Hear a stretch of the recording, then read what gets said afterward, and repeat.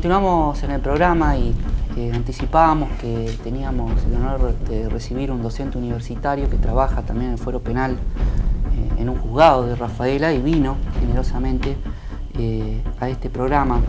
Este programa se emite en horario central los lunes a las 23 horas y también sábado y domingo en Rafaela. Así que bueno, se va a ver ahí también. Doctor, gracias por venir, Eduardo Bernacchi. Gracias a ustedes por la invitación. Trabaja en la Universidad Católica de Santiago del Estero, que tiene sede en Rafaela. Estuvieron trabajando también en lo que se viene, en realidad ya arranca el 1 de agosto, que es el nuevo Código Civil, ¿no? Sí, la idea fue, yo también estoy a cargo del departamento, represento a los docentes dentro del consejo, dentro de la universidad, y la idea fue poder armar un curso de nivelación, porque a todos los abogados nos ha implicado sentarnos a estudiar, porque estamos hablando de la reforma nada más ni nada menos que del derecho civil, que es el derecho privado por excelencia, porque abarca a la persona desde antes de su nacimiento y hasta aún después de su muerte. Ha tenido una respuesta muy importante, muy interesante. Tan es así que en 2 días de inscripción se agotó la capacidad, que empezó para ser de 100 y se tuvo que terminar cortando en 110, 120 porque había más de 150 profesionales inscritos. Y nosotros en el Poder Judicial particularmente, bueno, justamente hoy lo terminamos, el Centro de Capacitación nos ha también dado un curso de actualización. La verdad que enterado que usted también de alguna manera ha buscado especializarse en el aspecto docente, en el aspecto pedagógico, es sinceramente un valor agregado muy importante que tiene usted, porque generalmente el abogado que da clase no busca formarse en el aspecto pedagógico. Entonces eso es lo que le quería preguntar, a la hora de dar clase, en general, ¿cómo evalúa, cómo ve usted el actuar precisamente pedagógico, hasta didáctico, diría, del docente que enseña Derecho? ¿Cómo lo está analizando usted en todos estos años? A ver, bueno, yo tengo una especialización, sí, en educación superior. Lo pedagógico a nosotros nos va enseñando que al alumno, digamos, la enseñanza va cambiando. No es la enseñanza que nosotros recibimos, ya no es la clase magistral donde el docente hablaba y nadie más, sino ahora hay un intercambio ida y vuelta mayor, hace que el alumno también el alumno tiene más confianza con el docente, al docente le exige más porque tiene que ser más creativo, porque también se cuenta con más elementos tecnológicos. Nosotros en la universidad tenemos la mayoría, el 90% de las aulas tiene proyectores, entonces uno puede utilizar la tecnología para esto. Uno trata también desde lo pedagógico entender de que la teoría y la práctica también en el derecho tiene que ir de la mano. O sea, nosotros desde Introducción al Derecho, la primera materia que yo he empezado a dar, que estuve a cargo, le empezamos también a hacer trabajar con fallos, porque es de lo que uno tiene que, digamos, la teoría se aprende a estudiar, pero también la jurisprudencia hay que aprenderla a leer. Análisis crítico. Claro. Y es un poco la ley de educación, es un poco la obligación que nos pone, ¿no? De formar personas, no de lavarle la cabeza a nadie, sino de formar personas con espíritu crítico. Sí, la educación es un bien social y la universidad en excelencia lo debe fomentar, calculo yo, ¿no? Y que lamentablemente tenemos un porcentaje no muy alto de jóvenes que pueden acceder hoy a una educación universitaria. Por lo tanto, tenemos que formar profesionales que, más allá de la actividad que en el futuro puedan desplegar, siempre van a ocupar un rol social importante por su misma formación. Eduardo, buenas noches. Buenas noches. ¿Cómo estás, Germán? ¿Cómo estás, Maxi? Estás en contacto permanente con jóvenes, con alumnos por tu tarea diaria. ¿Cuáles son los nuevos derechos que el Código Civil les otorga y qué importancia ves en los mismos? A ver, la capacidad, ya no podemos hablar más de menores, ¿no? Ya hay que hablar de niños, ¿no? Porque la capacidad, el criterio de capacidad en este Código Civil que empezará a regir el 1 de agosto es la gradualidad, ¿no? De 0 a 13 años será niños, de 13 a 18 se incorpora el concepto de adolescentes, ya esto del menor puber, impúber, menor adulto, ¿no? Ya, que es un poco lo que ya se venía dando, ¿no? En la práctica, si se quiere, ¿no? Nosotros, en la universidad, ya a mí me ayudó mucho. Yo he terminado de cursar el doctorado el año pasado en la Universidad Católica de Rosario, y ya no se habla más de control de constitucionalidad, ¿no? Ya en derecho se habla de control de convencionalidad. Por el artículo 75, inciso 22, el segundo párrafo de la Constitución Nacional, que ha incorporado todos los tratados. Eso hay que verlo a la luz de los tratados. Y los niños, se es niño, a la luz de los tratados, que son operativos con jerarquía constitucional, hasta los 18 años. Y eso es algo sobre lo que el Código Civil, este nuevo Código Civil, receta y adapta muchas de estas leyes que estaban dando vueltas, ¿no? Porque pensemos que estamos hablando de un Código Civil de 145 años. Porque, ¿qué es un código? Un código es un ordenamiento metódico y sistemático de leyes. Cuando se lo empieza a reformar, cuando se le empiezan a agregar cosas, hace que pierda una de las características fundamentales, que es la coherencia. En base a esto que decías, fuiste formado y desarrollaste tu carrera en base al viejo sistema procesal penal. Como persona capacitada que estudia todos estos temas, ¿qué importancia tiene este nuevo Código Procesal Penal y cómo se trata de trasladar estos conocimientos a los alumnos, ¿no? Quizás para ellos es más fácil porque, como yo les decía antes, ya se estudia desde lo que quizás nosotros no lo veíamos tan así, o por lo menos yo no lo veía tan así cuando estudié.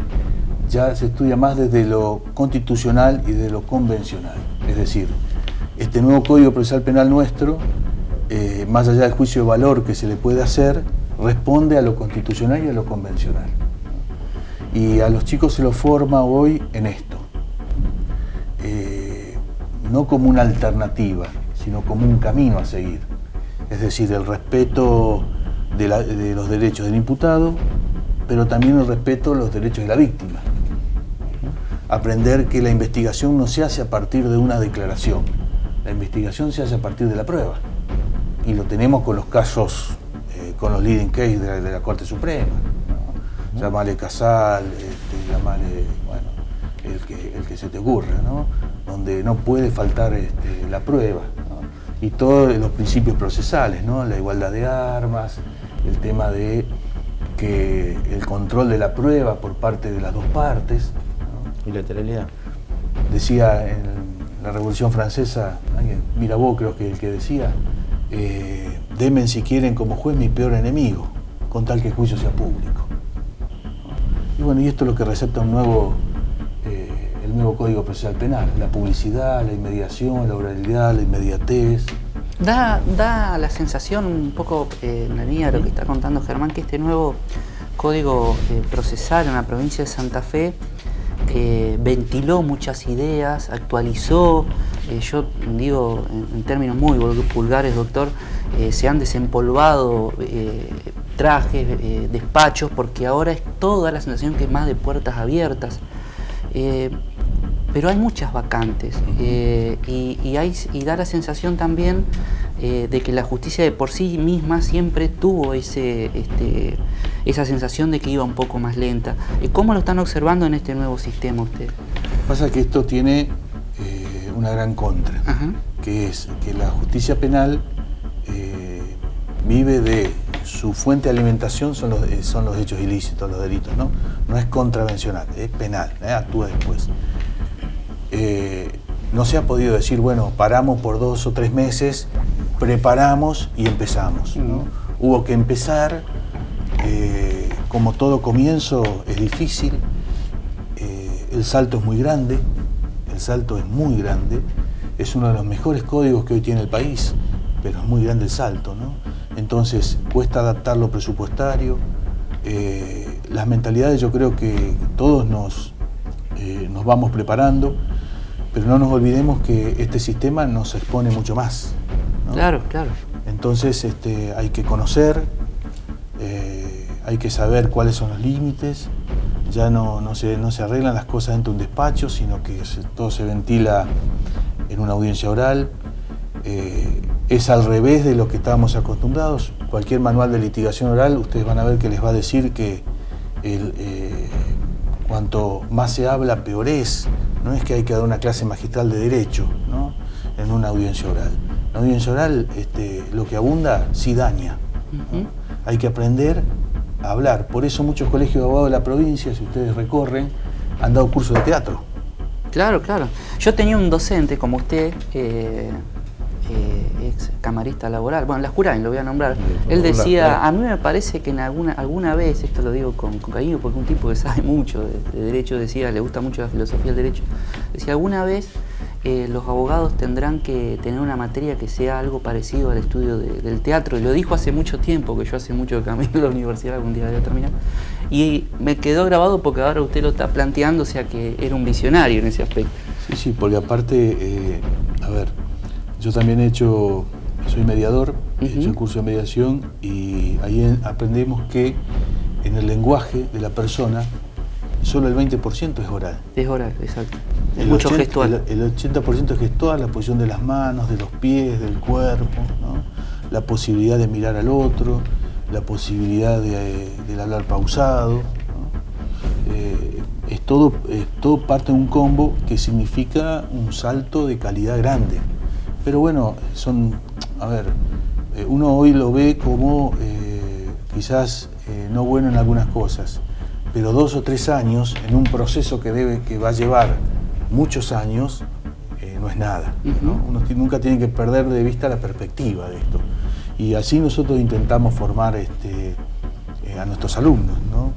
Qué bueno, que son buenas noticias, que tengamos una justicia más abierta, más transparente, donde podamos conocer. Habló de la oralidad, habló de que ahora todo es público, que todo está expuesto. El control de convencionalidad, que lo llaman ahí, cómo los chicos están formados bajo todo lo que son los tratados internacionales, que antes era al revés. Eduardo, hiciste referencia a los derechos que tienen los imputados. Te voy a llevar a un punto que ha generado controversias, y que es el sistema de libertades. ¿Qué opinión te merece el sistema de libertades en este nuevo Código Procesal Penal? Para que la gente entienda, se dice siempre la puerta giratoria. Entonces ese es el tema que estamos tratando. No quería decirlo así. No, pero yo viste que soy un poco más... No hay problema. A ver, más directo, porque si no la gente del otro lado no entiende. Hay gente que está en el punto del derecho. hay que ser claro, la libertad es la regla. La privación de libertad es la excepción, ¿no? Para que a una persona se la pueda privar en un Estado de Derecho, aclaremos algo, en un Estado de Derecho se obedece al derecho, no a las personas, ¿eh? En la Argentina no hay prerrogativas de sangre ni de nacimiento, por lo tanto nadie es dueño del cargo que tiene. Mientras sea idóneo, sí lo podrá ejercer. Para privar a una persona de su libertad en un Estado de Derecho, tienen que darse una serie de circunstancias, ¿no? Nuestro Código Procesal Penal, en el artículo 219 y 220, establece una serie de requisitos que deben darse, ¿no? Primero, apariencia de que el imputado haya estado en el lugar del hecho, es decir, poder al imputado ponerlo en tiempo y espacio en ese momento, ¿no? Después la pena, ¿no? Y ahí no solo la pena, sino también habrá que analizar también el artículo 58 del Código Penal por el tema de si tiene antecedentes, no tiene antecedentes, ¿no? Y después este tema de peligro de fuga o entorpecimiento probatorio. Diría algún manual de litigación oral que uno en la audiencia oral, todo lo que se habla se resuelve en la audiencia oral, ¿no? Y uno nunca tiene que ante el juez perder credibilidad, es decir, o voy por el entorpecimiento probatorio o voy por el peligro de fuga. El artículo 220 nos da un catálogo, ¿no?, de probabilidades de lo que es el entorpecimiento probatorio por parte del imputado. Yo creo personalmente que hoy es una tarea muy particular de los fiscales el poder probar esto. Claro. Porque no será, porque el juez hoy, si bien en la primera etapa del proceso penal, que es la IPP, el juez tiene un rol activo, y en la segunda etapa del proceso penal, que es el juicio propiamente dicho, el juicio oral, tiene un rol pasivo. En esta etapa el juez puede ¿no? Preguntar. Y creo que no hay problema a veces de poder decretar una prisión preventiva, porque hay algo muy bueno al lado del otro sistema, que se le pone plazos a la prisión preventiva. El juez puede decirle, bueno, mire, le vamos a dar una prisión preventiva de 15 a 20 días, pero en 20 días hacemos una revisión, nos volvemos a reunir y el juez le pregunta, señor fiscal, ¿usted qué hizo? No, usted sabe que tuve mucho trabajo, que... No, ¿usted qué hizo? Claro. Esta persona no puede estar detenida por estar detenida, ¿no? No sé si vos le querés preguntar algo más, Germán, pero yo fundamentalmente quería resaltar el valor de este agente, de este profesional que trabaja en tribunales, porque se dedica a formar abogados y tal vez futuros jueces, fiscales, defensores, y lo hace habiéndose preparado también pedagógicamente. La verdad que es un lujo, porque es muy difícil. Esto también, no me quiero poner tanta gente en contra, pero hay abogados que son muy buenos en su profesión, pero son muy malos docentes. O sea, sinceramente se lo tengo que decir. Y me parece que lo que usted está planteando, el que tenga una formación el abogado para enseñar, es muy bueno también. Lo que pasa es que la carrera universitaria, si nosotros vamos a lo que debería ser, todo docente universitario tendría que tener un posgrado o una especialización pedagógica, ¿no? Creo que, a ver, uno aprende mucho también de los chicos, ¿no?